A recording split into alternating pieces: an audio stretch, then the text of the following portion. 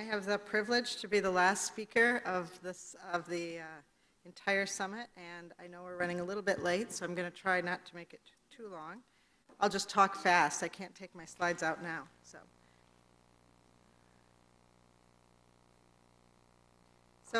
for those of you who don't know me, I'm Anita Bhattacharyya. I am a scientist at the Waisman Center. My research is also not on neurodegeneration.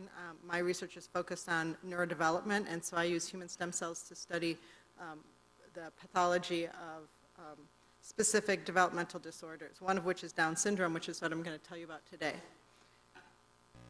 So I wanted to start out with this picture from the popular press that came out a few years ago. As individuals with Down syndrome are now living longer,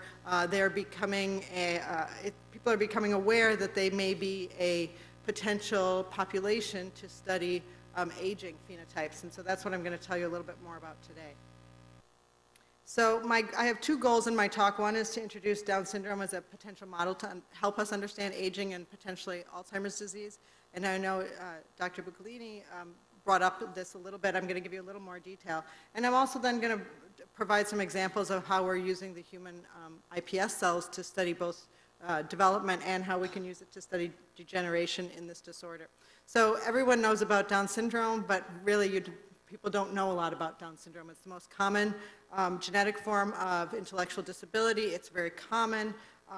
IQs of individuals with Down syndrome are in the mild to moderate range, and as you know, many people now with Down syndrome are mainstreamed into society, which is a big reason why the lifespan of individuals with Down syndrome has increased in the last 30 years, because they're no longer institutionalized, and so now the life expectancy is in the 60s, so it's still young, but not 30, where it used to be a few years ago. In addition to the nervous system, other organ systems are affected. Primarily the congenital heart defects, which can now be fixed with surgery, and the predisposition to leukemia is really the main life-threatening congenital disorder that they have. And as I'll tell you, individuals with Down syndrome are at a very high risk of developing Alzheimer's pathology. Down syndrome is caused by an extra chromosome 21. That's a whole extra chromosome. It's a lot of genetic material. As you can see here, these are cells where the chromosome 21 is labeled in red and another chromosome is labeled in green. And you can see all cells have 3 copies of this extra chromosome. In the brain, we know from fairly limited histopathological analysis over the last 50 years that the brain is different, and in particular, most striking is the smaller frontal and temporal lobes and smaller cerebellum that are primarily due to a reduced number of neurons. Part of the research in my lab is trying to figure out which neurons are missing. The other feature of the Down syndrome brain is there is an early cholinergic degeneration in the basal forebrain, and that has been studied a little bit, but not enough. As a cellular level, oxidative stress is a hallmark of basically all Down syndrome cells, whether it be blood or fibroblasts, or as I'll show you, neurons. And even in postmortem brain, you see evidence for oxidative damage. There are also mitochondrial defects that are still being worked out what the actual mechanisms and deficits are. And again, in the nervous system, there are synaptic deficits. Again, the details of that are still being worked out. So chromosome 21 is the smallest human chromosome, which is probably why it's an extra copy of it is compatible with life. There are probably around 500 genes, but only about half of them have been annotated. And in the genes that are of interest to this audience are the APP gene is encoded on chromosome 21. So is base 2, which is related or a homologue of base 1, but whose function is less well understood than base 1. DYRK1A is a dual-specific tyrosine kinase, and this has the ability to phosphorylate tau. And SOD1, or superoxide dismutase, is also encoded on chromosome 21. And so often when I present what's on chromosome 21 and talking about 500 genes, it scares people away about thinking about studying Down syndrome, and I think that is one reason why, even though Down syndrome is very common, we really know very little about not just the characteristics, but the mechanisms that cause those characteristics. So I'm going to tell you a little bit about aging in Down syndrome. There is an accelerated aging. And what I mean by that is it's an early onset, I should say, not accelerated. It's an early onset of aging characteristics. It's not progeria, where it's an accelerated aging from the beginning of life, or at least not in a way that we can see. But it is an early onset, a rapid onset, usually around age 40. But in contrast, individuals with Down syndrome have less likelihood for some age-related disorders, primarily cardiovascular disorders and hypertension. And interestingly, they have lower rates of primary tumors. So there's a little bit of there are some characteristics of the trisomy 21 that are protective. And as I said, individuals with Down syndrome develop Alzheimer's disease pathology. Most Down syndrome individuals will develop AD pathology. I put 75% up here. We really don't know because, as I said, this population is only recently starting to age, but some estimates have it at 100% penetrant. So we still don't know. And not only will they develop AD pathology, but they will do so earlier. Coincident with this early onset of aging, usually in their 40s, is when AD pathology has been detected. And I'll show you there's A beta accumulation, but there's also many other hallmarks that are associated with AD pathology.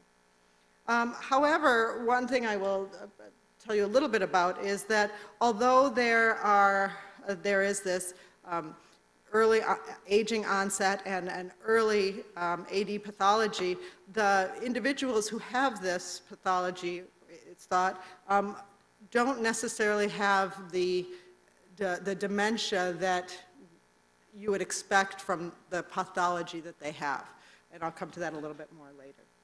So there may be some sort of compensatory responses in Down syndrome that protect them to some extent. In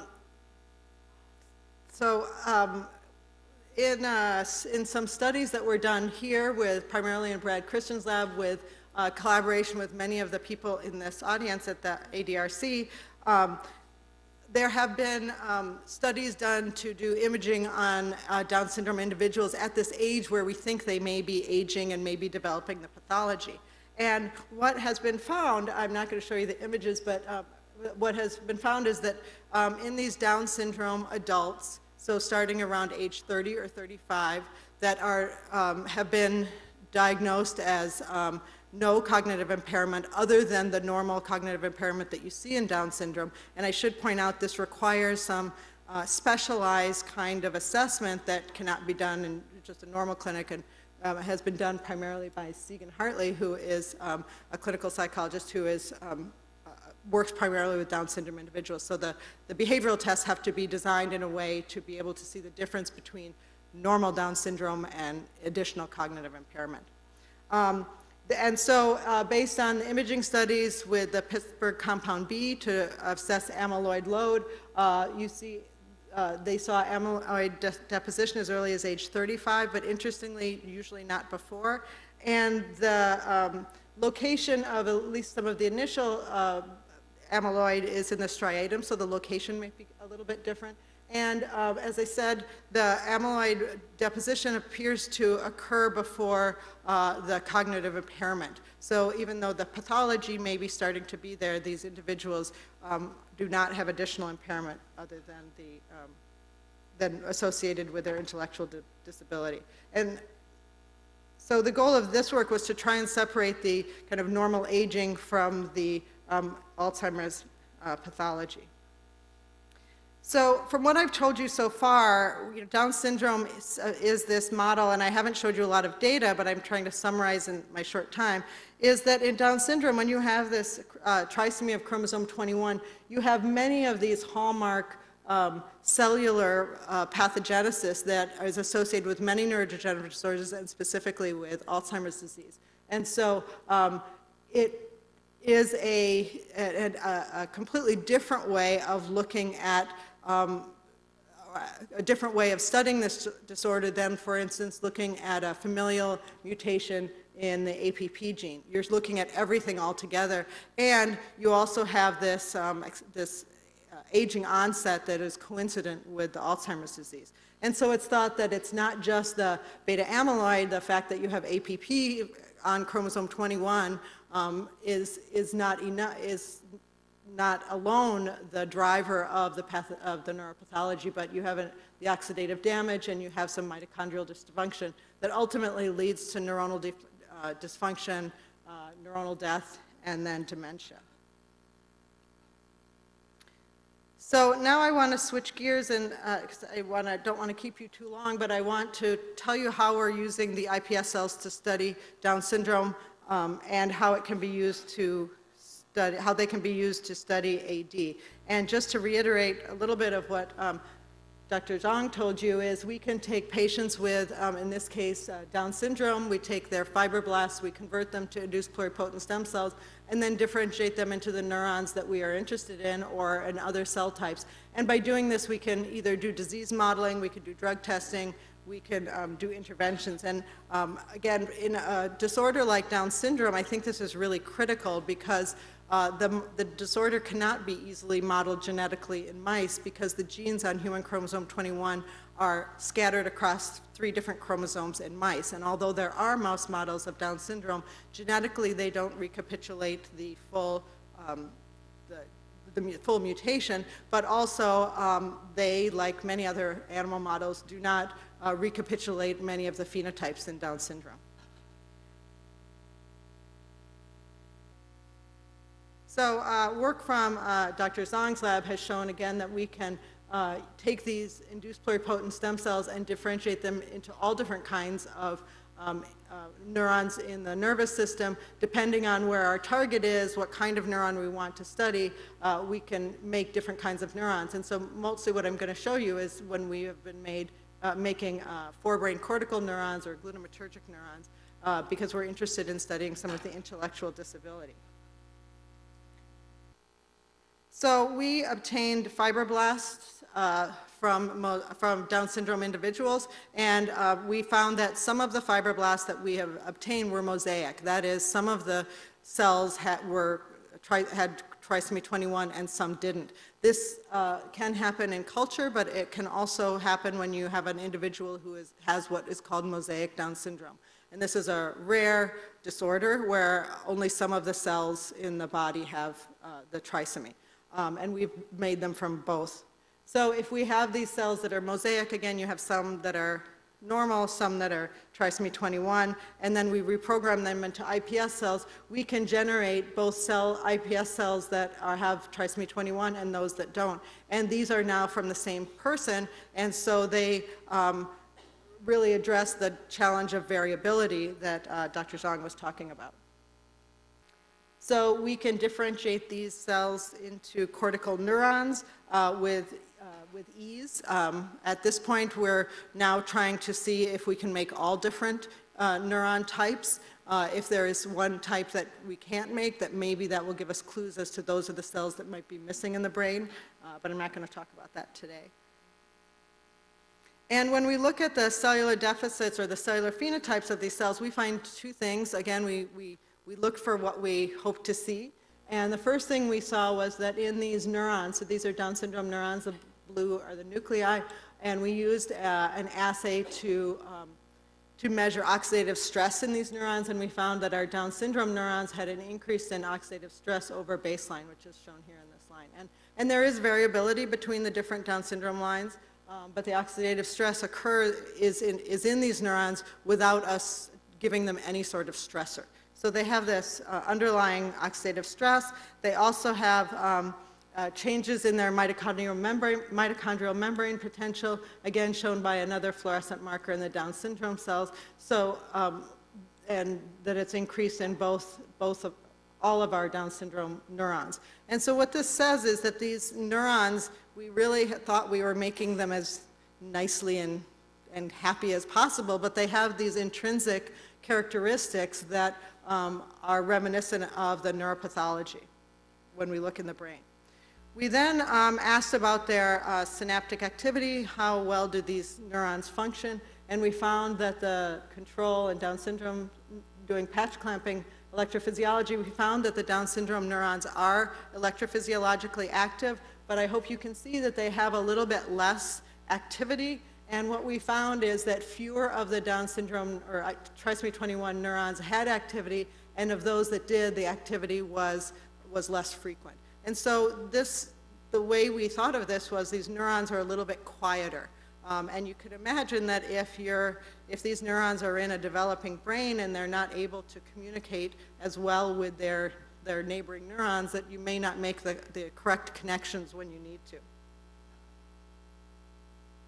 We wondered if this reduced activity could be due to the number of synapses on the neurons, and so we actually counted the synapsin positive. There's a presynaptic marker on the neurites, and so the red shows a process, a neuronal process, and the green are the synapses. And so we meaning an undergraduate who spent a summer counting dots on a line, counted the synapses on both our control and Down syndrome neurons and found that there were about half as many synapses on our Down syndrome neurons, which could explain the quieter, less activity and the less frequency in these neurons. So if we now want to take these iPS cells and study either neurodegeneration in Down syndrome or to study AD, we now have neurons that we can do this with. And we know that we can, as I've shown you, study something like synapse loss in these neurons if we look over time. And what I haven't shown you is we are able to look at A-beta processing, although we haven't done enough of it to be truly confident, but other people have. And so these are the kinds of assays that we can now, or the kind of cellular processes we can look at. As I said, my lab is more interested in development, but now we can use the same system to study degeneration. And this has been done by many other labs using iPS cells from Alzheimer's disease individuals. And I will say a couple things. One is that there are actually not that many cells, and the patients are not always very well characterized. Some of them are from familial AD individuals. There aren't a lot of sporadic ones. And secondly, the analysis that has been done on these is actually quite superficial. Again, you find what you're looking for. You see some of the A-beta processing, but nothing really has been gained from these studies that tells us what is really happening, what's causing the degeneration and the progression of the pathology. And so what this really needs is a way to, if we want to look at or use iPS cells to study Alzheimer's disease, I think we have to be very careful about the starting population. As I told you in Down syndrome, it's an easier population to start with in that every person with Down syndrome pretty much has the same mutation. We know how to make isogenic controls, and so we can limit that variability. If we want to move to, say, a non-genetic form or a non-familial form of Alzheimer's disease, we're going to have to deal with all of the issues that Dr. Zhang brought up. And so I'm going to give you two examples of how we're hoping to move forward in the future to use these iPS cells to study AD pathology here at Wisconsin. And the first is going back to the amyloid load studies by Brad Christian. And here are some of his PIB, or Pittsburgh Compound B, PET scans. And these are all from Down syndrome individuals, but as you can see, they're quite different. And so what you have here, these are all people in their 40s. This scan right here is a 40-year-old PIB negative person, and these two have some amyloid buildup. and this one obviously has a lot of amyloid buildup. So when these individuals are not distinguishable in other ways, they both have Down syndrome, they're both in their 40s, but their amyloid buildup is quite low, and their cognitive impairment is maybe mildly different, but not strikingly different. And so what we can do, and this was a pilot project that was funded by the ADRC, we can use these two populations of individuals to make iPS cells and see if we can see if there are differences in those that if this is a pre-AD individual, and then this is a person who is already on the track for having AD pathology, we could potentially compare the cells from these two individuals and see if we can see differences. We could also do the same thing using younger individuals, but then you don't have the additional aspects of aging.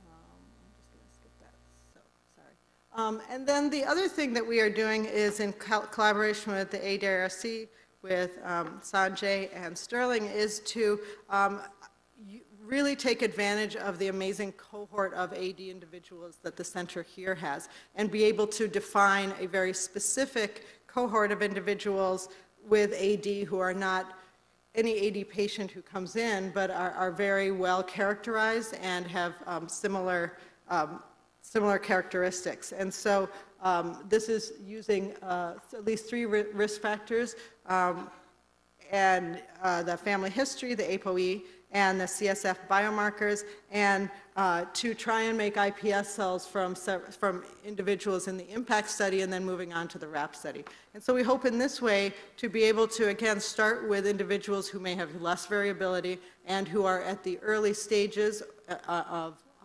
the pathology, and maybe we'll be able to see some of the cellular hallmarks differently than we would in controls. So with these kinds of cells in hand, with these human iPS cells, as I said, we can use them to study both genetic and sporadic patients. I would argue that the Down syndrome is a genetic form of Alzheimer's disease.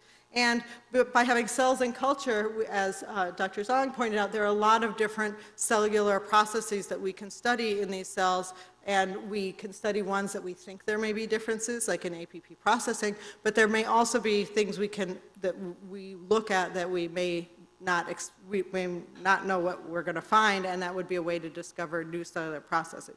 And also we can use these for drug testing once we find a phenotype. So in summary, I just wanted to give you an overview of Down syndrome as both a neurodevelopmental disorder, which is what most people think of, but also that it's a neurodegenerative disorder. These genes on chromosome 21 somehow act directly or indirectly to cause many of the phenotypes that are associated with neurodegeneration and with aging. And as they age, these individuals with Down syndrome have an increased risk of developing dementia. There may be, we think that it's very similar to Alzheimer's disease. It may be that it is something different, but we won't know that until we start studying them more. And so with that, I'd like to end. This is the Weissman Center where I live, and much of this work was done in collaboration with Sushan Zhang and with Brad Christian, and my funding is from NICHD, but with the pilot funding from the Wisconsin ADRC to work on the PIB-positive cells. Thank you.